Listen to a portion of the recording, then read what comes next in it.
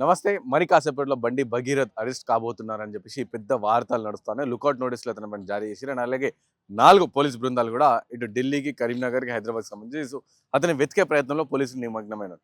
ఇంకోవైపు చూసుకుంటే బండి సంజయ్ నా పేరు ఎక్కడ వాడొద్దని చెప్పేసి బండి సంజయ్ నిన్న కోర్టులో పిటిషన్ వేయడం జరిగింది. అలాగే మధ్యంతర ఉత్తర్వులు అంటే మధ్యంతర బెయిల్ కావాలని చెప్పేసి ఇంకో పిటిషన్ వేయడం జరిగింది. దాంట్లో ఎలాగైనా ఇయ్యము అని చెప్పి నిన్న నైట్ 12 గంటల వరకు ఆల్మోస్ట్ సుదీర్ఘ విచారణ జరిగిన తర్వాత జస్టిస్ మాధవి గారు బెయిల్ ఇచ్చే ప్రసక్తి లేదు అని చెప్పేసి రిజర్వ్ చేసిరు తీర్పుని. సో మాట్లా అన్ని అంశాలపైన ఏమనుకుంటారు, అసలు ప్రజలు ఏమనుకుంటారు, అలాగే ఎటువైపు దారి తీస్తుంది ఇదంతా అని చెప్పేసి మాట్లాడించే ప్రయత్నం చేస్తాం. మనతో పాటు మాట్లాడానికి ఓయి శంకర్ అని ఉన్నారు. అన్న నమస్తే అన్న. నమస్తేనే.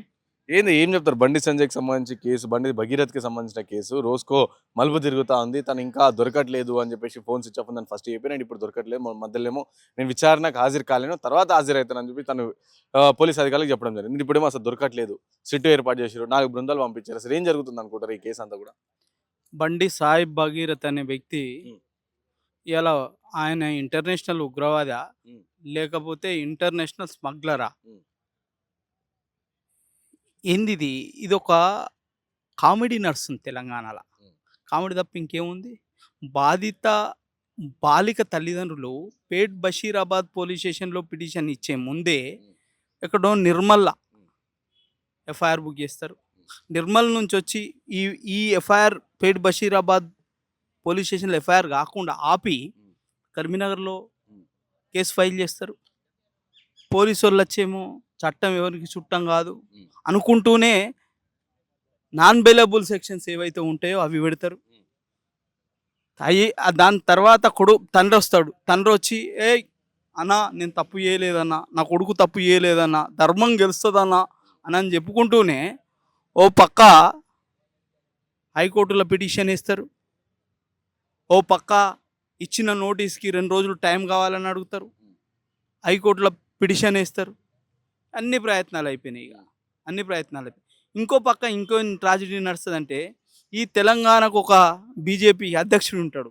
ఆయన ఇంకా కామెడీ పీస్ అయిపోయింది ఈ మధ్యలో. అరే కుటుంబానికి పార్టీకి సంబంధం లేదంటాడు. మరి వేదికల మీద బండి సంజయ్ వచ్చి నేను తప్పు చేయలేదు, నా కుటుంబం తప్పు చేయలేదు, నా కొడుకు తప్పు చేయలేదు అంటాడు. అక్కలున్నదా మీకు ఏమైనా మాట్లాడడానికి? అరే నరేంద్ర మోడీ మీద, యోగి ఆదిత్యనాథ్ మీద, ఇంకొంతమంది బీజేపీ నేతల మీద కొంత గౌరవం ఉంది, బీజేపీ పార్టీ మీద కొంత గౌరవం ఉంది. ఆ గౌరవాన్ని ఎందుకైతే తీస్తారు? సిగ్గు లేకుండా బజారు మనిషి లెక్క మాట్లాడుతున్నారు తప్పితే ఇంకొకటి ఏం మాట్లాడతలేరు.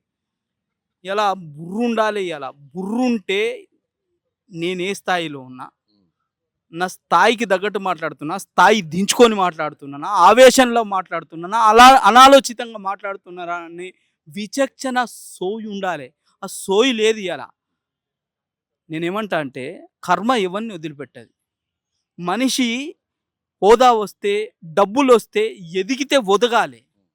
ఏందా మీ అహంకారం, ఏందా మీ దౌర్జన్యం, ఏందా మీ గుండాగిరి? అంటే బండి సంజయ్ మాట్లాడుతూ అన్న భారత్ మాతకి జై, జై శ్రీరామ్ అన్న, మేము అసలు తప్పు చేయమన్నా, భారత్ మాతని ఈ విధంగా తప్పు చేసే విధంగా పనులు ఏం చేయనని అని చెప్పేసి కూడా చెప్తా ఉన్నారు. కావాలని కొంతమంది బీసీలు అందరూ కూడా కలిసి కుట్ర ఎత్తున్నారు అని చెప్పేసి ఇంకో బీసీ నాయకులు వీళ్ళకి సపోర్ట్ చేస్తూ మాట్లాడుతారు. బుర్రున్నదా వీళ్ళకేమన్నా? బుర్రున్నదా మీకేమన్నా? అరే నాయన, ఒకసారి తప్పు చేస్తే సమర్థిస్తాం, అరే రెండోసారి తప్పు చేస్తే సమర్థిస్తాం, మూడోసారి తప్పు చేస్తాం, 4ఓసారి, 5ఓసారి, 6ఓసారి ఈ తప్పులకు మనకు కొదువనే లేదా? ఎవడు సపోర్ట్ చేస్తారా నీ కొడుక్కి? చేసిందేమన్నా చిన్న పనా?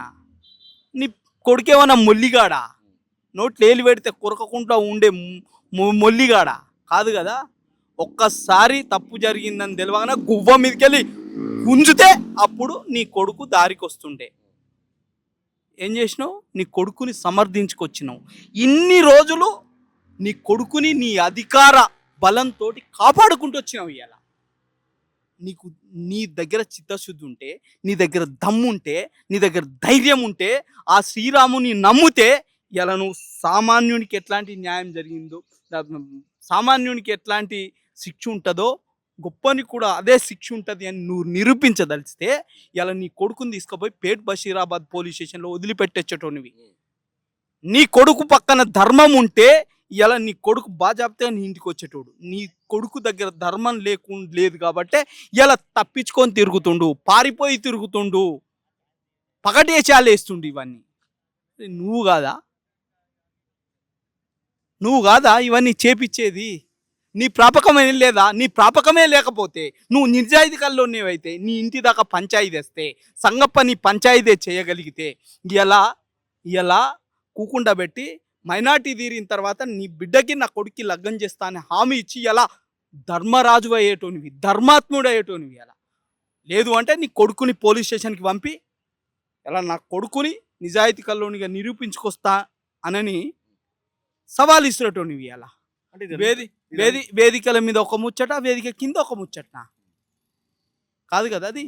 అంటే ఇవంతా ఒకే ఎత్తు జరుగుతా అంటే బండి సంజయ్ కుమారుడు బండి భగీరథ ఈ విధంగా చెప్తే నా పేరు ఎక్కడ వాడొద్దు, నా ఫోటోలు వాడొద్దు, నా వీడియోలు వాడొద్దు అని చెప్పేసి ఒక డెడ్ లైన్ అన్ని కొన్ని ఛానళ్ళకి నోటీసులు పంపుదామని చెప్పేసి ఒక పిటిషన్ కూడా వేశారు. అంటే ఒక కొడుకు తప్పు చేస్తే కొడుకు దొరికినప్పుడు తండ్రి పేరు, తండ్రి తల్లిదండ్రుల పేర్లు వాళ్ళని వాడొద్దు అంటారా? నేనేమంటున్నా, ఆయనకు పార్లమెంట్లో సభ్యుడు ఆయన, కేంద్ర హోంశాఖ సహాయ మంత్రి, ఇండిపెండెంట్. మరి నీకు చట్టం గురించి తెలవాలి కదా, నీ చుట్టం గురించి తెలవాలి కదా. ఇవాళ అట్లనే ఆర్టికల్ 105 గురించి కూడా తెలవాలి కదా. నువ్వు 105 ఏం చెప్తుంది?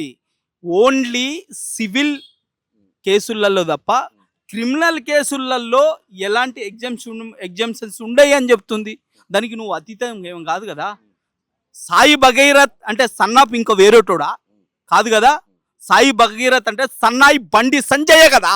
మరి బండి సంజయ్ అయినప్పుడు బండి సంజయ్ పేరు ప్రస్తావన లేకపోతే ఇంకో తడుపాటి పేరు ఎవడన్నది ఇస్తాడా? అది నీ విచక్షణకు ఉండాలి. ఇలా నీ ఎత్తుగడ అది. ఎలా నా కొడుకు మంచోడు అనుకుంటూనే దొరకకుండా దాచిపెట్టినావు. నా కొడుకు మంచోడు అనుకుంటేనే ఇలా పోలీస్ నోటీస్ ఇస్తే 2 రోజులు టైం అడిగినావు. నా కొడుకు మంచోడు అనుకుంటేనే ఇలా హైకోర్టును ఆశ్రయించినావు. నా కొడుకు మంచోడు అనుకుంటేనే ఇలా సివిల్ కోర్టును ఆశ్రయించి నీ మీద ప్రచారం కాకుండా 24 యూట్యూబ్ ఛానళ్ళకు పంపించినావు. మరి ఎట్లా నువ్వు పంపించగలిగినావు? ఏ రకంగా నిన్ను నువ్వు కాపాడుకుంటున్నావు అనేది ఈ లోకం, సమస్త లోకం చూస్తుంది. అలా నువ్వేమన్నా మా శత్రువు అనవా నీ మీద మాట్లాడడానికి? అంటే ఇదే ప్లేస్లో బండి సాయి భగీరథ్ ప్లేస్లో ఇంకో మతస్థుడు ముస్లిం కానీ క్రిస్టియన్ కానీ ఉంటే దీన్ని వేరే విధంగా ఆపాదిస్తుంటే బీజేపీ పార్టీ నాయకులందరూ కూడా ఒక దుమ్మతి పోస్తుండే ఈ ఇష్యూ పైన అని చెప్పేసి కూడా మాట్లాడుతారు. ప్రధానంగా ఇప్పుడు ఎటు వేరే వాళ్ళందరూ మాట్లాడేటోళ్ళు అని చెప్పేసి కూడా అడుగుతున్నారు. అది వాస్తవమే కదా. ఇలా మనోడైనా పరాయోడైనా ఒకే రకంగా ఉండాలి కదా. ఒకే రకంగా లేకుండా మీరు రకరకాల ఏషాలు ఎత్తుగడలు పడుతుంటే సమాజం చూస్తుంది. ఇవాళ తెలంగాణలో బీజేపీ పార్టీ భూస్థాపితం కాబోతుంది. దీన్ని సమర్థిస్తూ మీరు భూస్థాపితం కాబోతుండ్రు. ఇవాళ ఇంతో కొంత హిందువుల పక్షాన ఒక పార్టీ ఉంది. దేశంలో నరేంద్ర మోడీ ఉన్నాడు. నిస్వార్థంగా పిల్లలు లేని తను దేశ ప్రజలే పిల్లలు అనుకొని ఇలా పరిపాలన చేస్తుంటే, రూపాయి కరప్షన్ లేకుండా పరిపాలన చేస్తుంటే మీరు వేసే ఈ కమీనే పనులు ఇవ్వా అధికారం వస్తే అడ్డగోలు వాడాలా? నేను ఇలా చెప్తున్నా. ఇలా మీరు అదే మాట మాట్లాడతారు. న్యాయం గొప్పదా ధర్మం గొప్పదా అంటే ఇలా మీరు ధర్మం గొప్పదని మాట్లాడుతుండ్రు. ఇలా అదే ధర్మం ఇలా మీరు తప్పు చేస్తుండ్రు కాబట్టి మిమ్మల్ని కాల్చేస్తుంది, ఇలా మిమ్మల్ని కూర్చేస్తుంది. ఇలా నీకు చిత్తశుద్ధి ఉంటే ఇలా నీ కొడుకుని తీసుకుపోయి పోలీసు వాళ్ళకి అప్పచెప్పు. ఇలా ఈ ముఖ్యమంత్రి కూడా అదే పని చేస్తుండు. ఏమయ్యా ముఖ్యమంత్రి, ఇదే సగటు పేదోడు నాలాంటోడు అయితే ఊకుంటుంటివా? బట్టలు చింపుకుంటుంటి కదా, పాయింట్ చింపుకుంటుంటివి కదా. ఏమైంది? కేంద్ర మంత్రి అయిపోయిందా? కేంద్ర మంత్రి కొడుకు అయితే పక్క దాచిపెట్టాలా? అంటే శాఖకు పోయిన వాళ్ళు, ఆర్ఎస్ఎస్ సంబంధించిన దాంట్లో ఉన్న వాళ్ళు ఇలాంటి పనులు చేయరు అని చెప్పేసి కూడా మాట్లాడుతారు కదా. నేనేమంటున్నా, ఆర్ఎస్ఎస్ పోయినవాడు నియమ నిబద్ధతతో ఉంటాడు. సంఘ్ అంటే ఒక గౌరవం ఉంది. సంఘు నియమ నిబంధనలు అంటే కూడా ఇలా సామాన్య ప్రజానికానికి గౌరవం ఉంది. సరే, ఆ సంఘులో పనిచేసినా పని చేయకపోయినప్పటికీ సంఘ్ అంటే ఒక అమితమైన అభిమానం ఉంది దేశ ప్రజలకి. దాని పరువు తీసుడేందా? నేను సంఘుకోతే సత్యపూస అయిపోయినా ఏంది? చేసిన తప్పేంది? మరి నువ్వు తప్పే చేయకపోతే ఇన్ని రకాల ఎస్కేపిజం ఏంది? ఎస్కేపిజం ఉండవద్దు కదా. ఇలా ఈ దేశంలో ఉన్న ప్రధాని కావచ్చు, ఈ దేశంలో ఉన్న బీజేపీ పార్టీ కావచ్చు, తప్పేడైనా తప్పే. కాబట్టి మీరైనా గౌరవప్రదంగా ఆయన ఈ విచారణ అనేది కూడా నిష్పక్షపాతంగా జరగాలంటే ఇవాళ స్వచ్ఛందంగా బండి సంజయ్ పదవికి రాజీనామా చేయాలి. రాజీనామా చేసి తన కొడుకుని పోలీసు వాళ్ళకి అప్పగించాలి. అప్పగించి తప్పు చేయకపోతే బరాబ్బరి నీ కొడుకు బయటికి వస్తాడు. అంటే జరుగుతుందా అంటే ఇప్పుడు ఇన్ని విధంగా అవన్నీ కూడా ఇంటరప్షన్ చేసే ప్రయత్నం చేస్తారు, తప్పుదోవ పెట్టించే ప్రయత్నం చేస్తారు, ఇవన్నీ కూడా జరుగుతున్నాయని చెప్పి వాదనలు వింటా ఉన్నాం, చూస్తా ఉన్నాం. కాబట్టి న్యాయం జరుగుతుంది అనుకుంటారా? అంటే బాధితురాలకి అంటే కేంద్ర మంత్రి బండి సంజయ్ కొడుకు పైన ఇవన్నీ కూడా చర్యలు తీసుకొని అరెస్ట్ చేసి, సో వాళ్ళ ఫోక్స్ అంటే సుమారుగా మినిమం 15 years అలాంటిది అతను అన్ని సంవత్సరాలు జైల్లో పెట్టి అంతా కూడా జరుగుతుంది అంటారా? బరాబరి జరుగుతా నువ్వు న్యాయం నిన్ను తప్పించినా కానీ కర్మ అనేది నిన్ను వదిలిపెట్టదు కదా, అదే ఇప్పుడు జరుగుతుంది.